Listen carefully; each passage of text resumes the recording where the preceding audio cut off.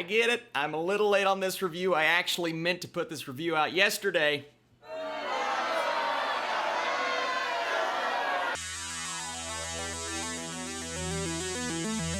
What is up, Flick fans, and welcome back to my channel. Today we're talking about the semi-brand new Danny Boyle film, Yesterday. Very excited to talk about this. I need you guys in the comments down below. A lot of people have seen it, the people who are going to see it, so I want you guys to let me know. Did you enjoy it? Did you not like it? Were you underwhelmed? And let's talk about Yesterday. Today. Not tomorrow. So a struggling musician realizes he's the only person on Earth who can remember the Beatles after waking up in an alternate timeline where they never existed. So as you guys can tell, very interesting premise with this. When I saw the trailer, absolutely loved it. Danny Boyle is a very inventive filmmaker. He's always changing the game, always doing something new and different and progressive, and I really enjoy that. His movies are a bit obscure every now and then, but his style really works for me. So Yesterday, you've got the talent, you've got people on screen who just... Lily James, first off, she's the best. I think she's one of the best actresses in the business. And then Hamish Patel, never really seen the guy before, so I was interested to see where he could go with this. And let's start with the talent in this film. He is so good. His character is just so interesting, and you can feel the struggle. So you look at the fact that the Beatles, their music doesn't exist. He's living in this world where things, not just that, and I don't want to spoil anything, but he's typing them in on Google, and oh, this isn't a thing, this isn't a thing. What happened? How did this happen? And that's one thing I was lacking a bit in the movie, is getting answers on why or how or what was the point in the first place. But okay, you have that really cool thing that I think Danny Boyle just thought of and said, hey, we don't need to give you guys answers. Let's just give you guys an interesting movie. And you know what? I did find this movie quite interesting, and I was thoroughly entertained for the most part. I'm not going to sit back and say, oh, it's one of the best movies I've seen all year, but there's a lot of stuff in there to love, and the chemistry between James and Patel, it's the best. I mean, you can just feel how much they care about each other, and even though it is a bit predictable where their storyline and the storyline in general goes, it's not about the destination. I always say that with a movie like this. It's all about the journey. If the journey's good, even though it's predictable, it still pays off as a film, and I enjoyed this journey. And the best thing about the movie is the internal struggle, knowing that you're the only one who can remember, and that's part of the process, right? Trying to remember these songs, getting the words right, and I love how they showcase that in the movie. He doesn't just, oh, I remember this song and every word to it. No, he has to sit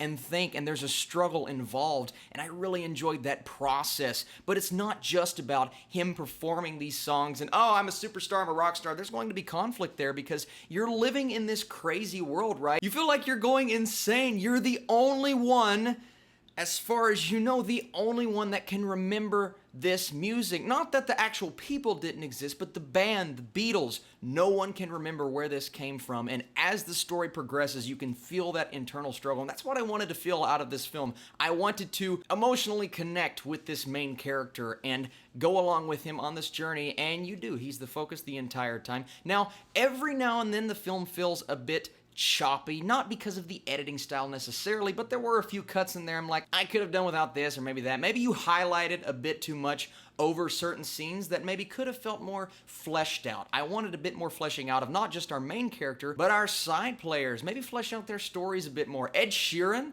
was in this film, and he was very good. He was subtle, he was reserved, he kind of acted like he did in real life, so he didn't have to do a ton of acting, but as far as Ed Sheeran goes being in a movie, yeah, he was very good. I like the companionship between those two characters, and really the companionships in general. He has a friend who is just great, so supportive in the movie. He's not the cliche and predictable character that you expect him to be in the beginning. No, he adds a lot to this story. Joel Fry, you're going places, man. You were so good in this film. Now, one major issue that I had in this movie, and I've been seeing this complaint elsewhere, but I couldn't help but to feel taken out of the film a bit, is Kate McKinnon, who I normally like. I think she's hilarious. She just took me out of this movie because she was so far over the top. There's one scene where she literally screams, and the way she contorts her face, I'm like, this is a Saturday Night Live skit. There's no way she is this serious character that she is supposed to be. She was just way too much for me. I think it was just a miscast, or it was the directing. I kind of fault Danny Boyle for it because he should have taken that character in a different direction. Kate McKinnon, I believe she has the chops. I've seen it before,